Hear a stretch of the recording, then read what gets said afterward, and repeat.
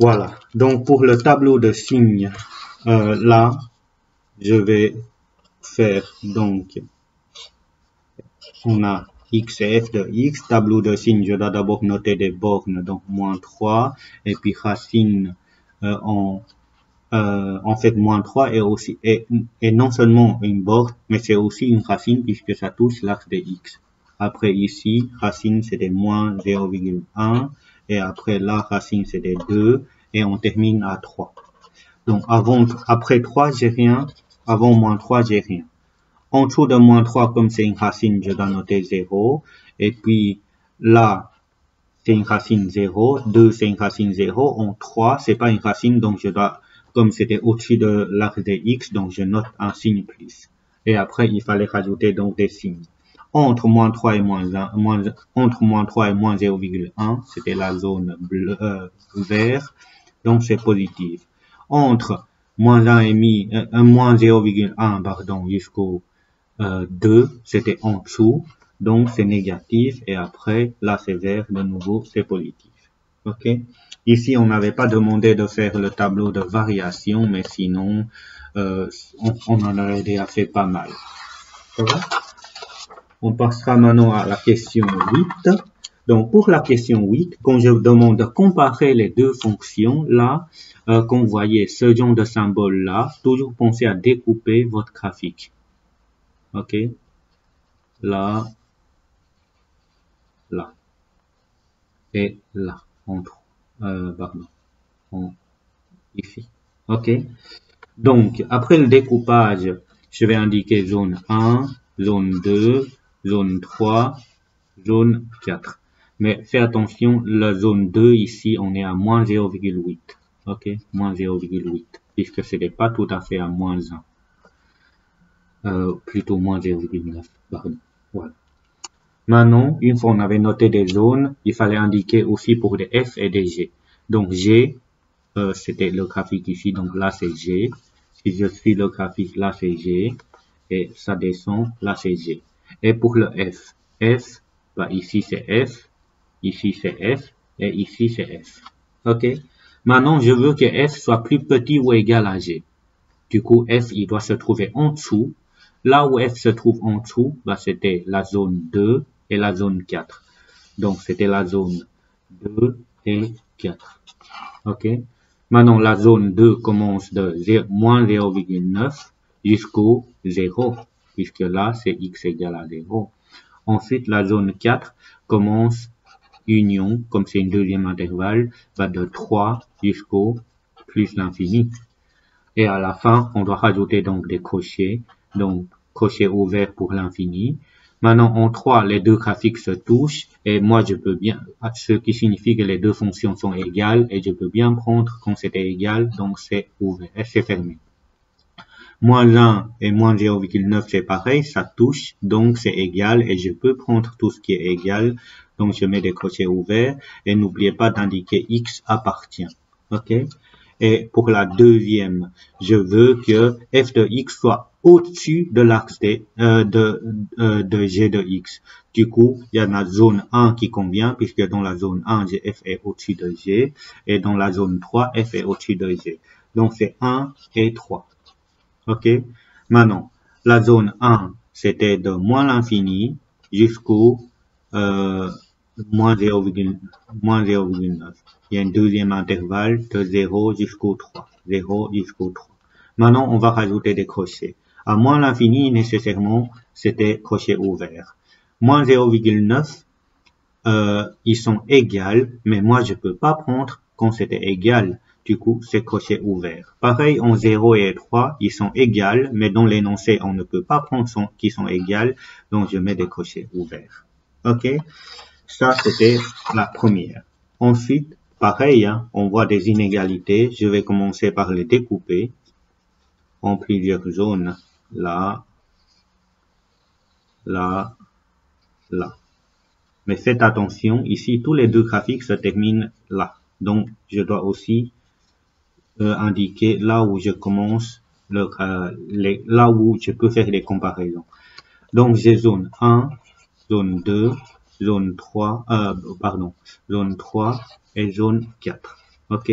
Ensuite, on va essayer de rajouter des graduations. On a 0 ici, 1, 2, 3, 4, 5. Donc, 0, moins 1, moins 2, moins 3. OK? Puisque quand il n'y a pas de graduation, vous devez vraiment y rajouter pour ne pas se tromper après pour donner des réponses. D'abord, je veux que f soit au-dessus de g. Ah oui, j'ai oublié d'indiquer f et g. Donc, j'ai f qui est là. Donc, f qui est là. Et puis f qui est là. G, bah, c'était le g ici.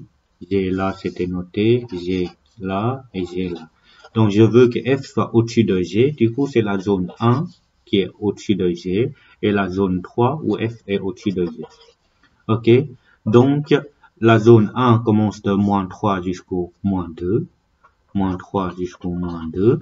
Et la zone 3 commence de 1 jusqu'au 4. 1 jusqu'au 4.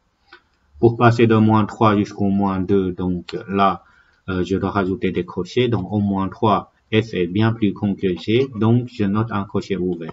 Au moins 2, les deux fonctions se touchent, donc c'est égal. Alors, je peux prendre quand c'était égal, donc je mets crochet fermé. En 1 et en 4, les deux fonctions se touchent, donc ils sont égales, et je peux bien prendre quand ils sont égales, donc je mets des crochets fermés.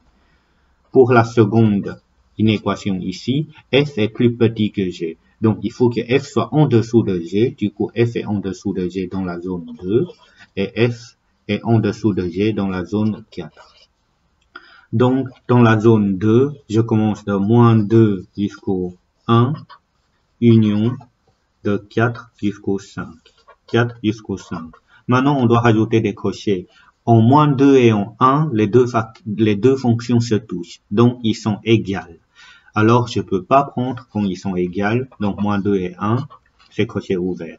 En 4, les deux fonctions se touchent aussi, mais je peux pas prendre quand c'est égal. Je mets crochet ouvert. En 5, les deux ne touchent pas et je vois clairement que G est au-dessus de F, ce qui signifie que 5 convient bien à ce que je demande ici. Donc, je le prends. Voilà. Maintenant, il ne reste plus que des problèmes. Je regarde. Hein. Il reste encore 2 problèmes qui sont liés à lecture graphique.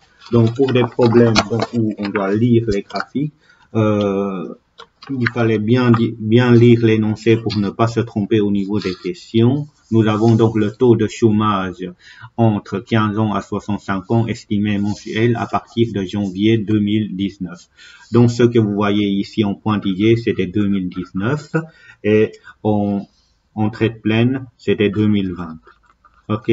Le taux de chômage a été plus stable en quelle année? Donc, le taux de chômage est plus stable en quelle année? Bah, c'était je vois que ça varie moins en 2019. Puisque en 2020, ça varie beaucoup. OK? Ça varie beaucoup plus fort par rapport à 2019. Et qu'est-ce qui permet de justifier cette instabilité de chômage? Là, en fait, on voit qu'en 2020, c'était pas très stable, ça varie beaucoup. Bah, ce qui permet de justifier cette instabilité cette année, en fait, c'est l'actualité, hein, c'est une question ouverte, et c'est le corona, hein, c'était le corona, bien sûr, à cause de corona. Donc, il y a des gens il y a beaucoup plus de gens qui ont perdu leur boulot, ce qui fait que ça varie beaucoup. Et ici, on a une diminution, c'est puisque après le mois d'avril, donc la situation était devenue un peu moins grave, mais après, au mois de juillet et août, ça remonte. Voilà, ça explique le taux de chômage. Vers quel mois le taux de chômage en 2019 est égal à celui de 2020? Donc, ils sont égaux quand là, ça se touche. OK? Ben, ça sera le mois de juin. Et ici, vous pouvez dire que ça se touche, mais en fait, en réalité, ça ne se touche pas tout à fait. C'est pour ça qu'il y a juste celui-là qui convient, c'est en juin. OK? Déterminer quand est-ce que le taux de chômage en 2020 est plus important que 2019. Et plus important signifie que 2020 doit être au-dessus. OK? Au-dessus. puisque plus important signifie qu'en 2020, il doit être plus grand. Donc, quand est-ce que 2020 est au-dessus? Bah, c'était ici. OK? Et ça, c'est quand? De juin à septembre. Donc, de juin à septembre. OK? De juin à septembre. Quand est-ce que le taux de chômage est maximal en 2020? Je demande quand. OK? Alors, elle est maximale au mois de août. Au mois de août.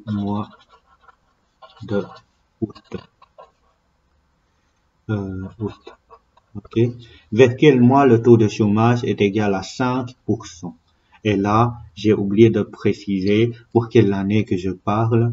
Donc, je demande plutôt pour 2019. Là, il faut rajouter en 2019. OK? Pour ça, en 2019, c'est le pointillé qu'on doit regarder. Donc, vers quel mois le taux de chômage est égal à 5%? Bah, en fait, là, on constate que il y a ici, OK, 5% c'est là, il y a cette zone-là, celui-là et celui-là. Donc, c'était vers le mois de juillet, octobre et novembre. Juillet, octobre et novembre. OK? Quel a été le taux de chômage maximal en 2019? Bah là, quand c'était maximal, c'était donc quel était le taux maximal. Donc, je demande quel. Donc, je demande pas quand. Du coup, c'était 6%. Puisque là, je demande quand est-ce que le chômage est maximal. Je demande une date. Je demande quand. Donc, c'est le mois. Et là, je demande quel est le taux. Donc, c'était 6%. Voilà. La dernière. Nous avons donc ici l'évolution du prix de diesel. OK? Quand est-ce que le prix de diesel est maximal et que vaut le prix maximal? Donc, d'abord, quand ça sera maximal? Bah, je regarde ici. C'était à peu près 2018 au mois de septembre. Quel était le prix maximal? Bah, c'était à peu près à 1,6 € par litre. OK? Ensuite, quand est-ce que le prix est égal à ceci? 1,55. Quand est-ce que le prix est égal à 1,55? Si je trace quelque chose qui est horizontal, je constate que il y en a ceci et ceci. OK? Du coup, c'était en 2018 au mois de août et 2018 au mois de novembre.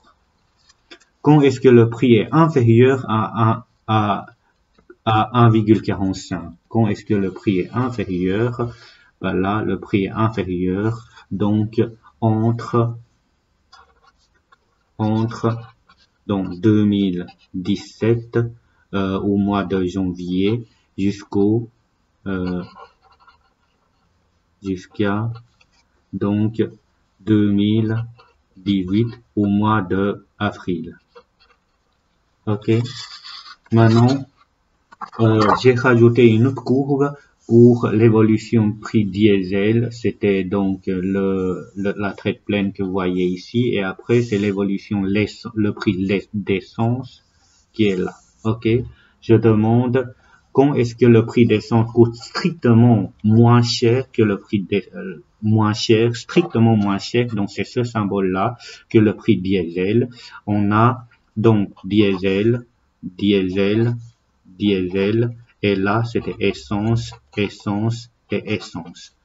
Du coup, si je fais le découpage comme tantôt dans l'exercice, on constate que bah, le prix d'essence est inférieur dans cette zone-là. Donc, c'est quand c'était 2018 au mois de septembre jusqu'au 2019 à 2019 au mois de mars. OK? Et là, comme je demande que ça soit strictement inférieur, en fait, quand c'était ces deux dates-là, c'était égal. Du coup, là, on doit noter non compris et non compris. En fait, quand on indique non compris, c'est comme si on a des cochets ouverts pour bien répondre à cette question. Voilà, comme ça vous avez tout.